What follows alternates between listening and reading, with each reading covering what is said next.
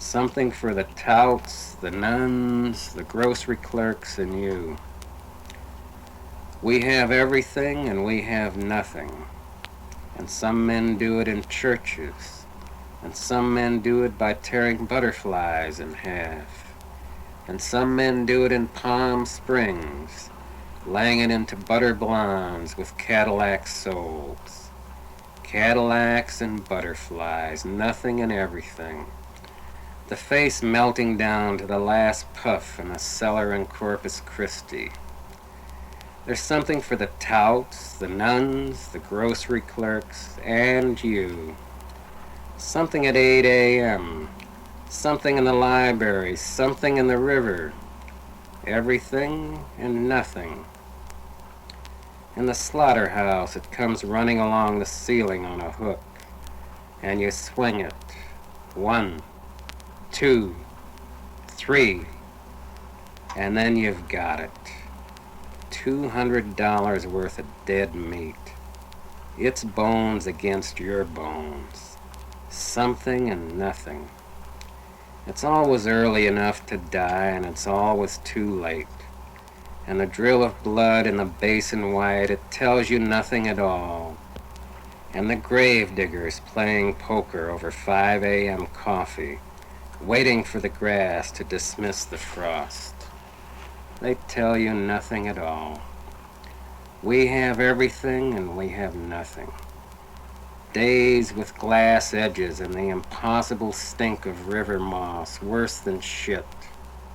Checkerboard days of moves and counter moves.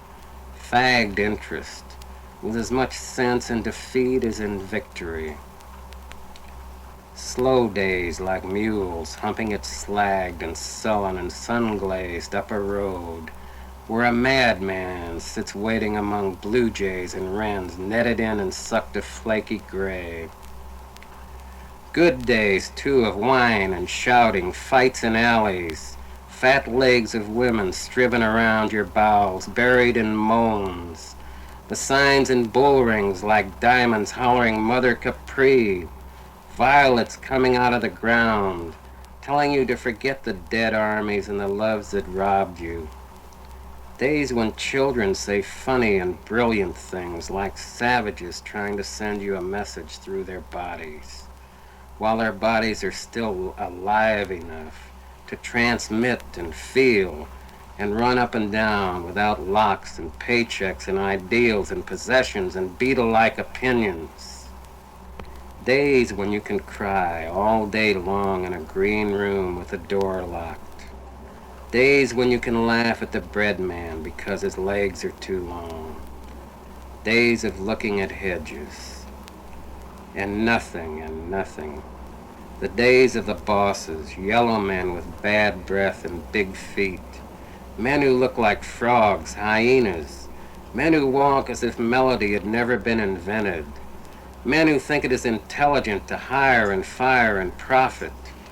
Men with expensive wives they possess like 60 acres of ground, to be drilled or shown off or to be walled away from the incompetent.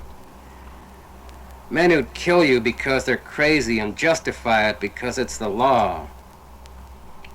Men who stand in front of windows 30 feet wide and see nothing.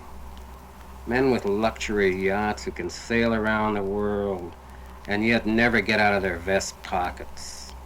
Men like snails, men like eels, men like slugs and not as good. And nothing. Getting your last paycheck at a harbor, at a factory, at a hospital, at an aircraft plant, at a penny arcade, at a barbershop, at a job you didn't want anyway.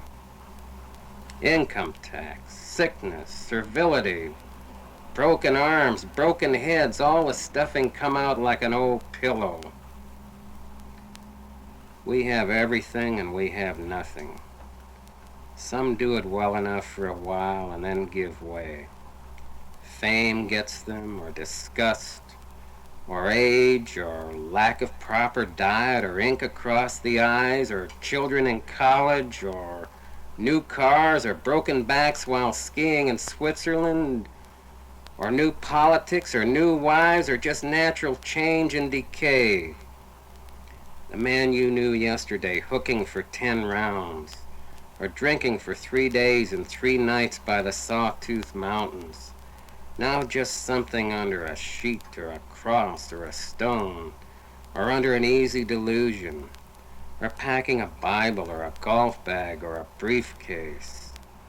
How they go, all the ones you thought would never go. Days like this, like your day today, maybe the rain on the window trying to get through to you. What do you see today? What is it? Where are you? The best days are sometimes the first, sometimes the middle, and even sometimes the last. The vacant lots are not bad. Churches in Europe on postcards are not bad. People in wax museums frozen into their best sterility are not bad. Horrible, but not bad. The cannon. Think of the cannon. And toast for breakfast, and coffee hot enough so you know your tongue is still there. 3 geraniums outside a window, trying to be red and trying to be pink and trying to be geraniums. No wonder sometimes the women cry. No wonder the mules don't want to go up the hill. Are you in a hotel room in Detroit looking for a cigarette? One more good day. A little bit of it. And as the nurses come out of the building after their shift, having had enough, 8 nurses with different names and different places to go, walking across the lawn. Some of them want cocoa and a paper. Some of them want a hot bath. Some of them want a man. Some of them are hardly thinking at all. Enough and not enough. Arcs and pilgrims, oranges, gutters, ferns, antibodies, boxes of tissue paper. In the most decent sometimes sun, there is a soft smoke feeling from urns and the canned sound of old battle planes. And if you go inside and run your finger along the window ledge, you'll find dirt, maybe even earth. And if you look out the window, there will be the day. And as you get older, you'll keep looking, sucking your tongue in a little. No. Maybe. Some do it naturally, some obscenely, everywhere.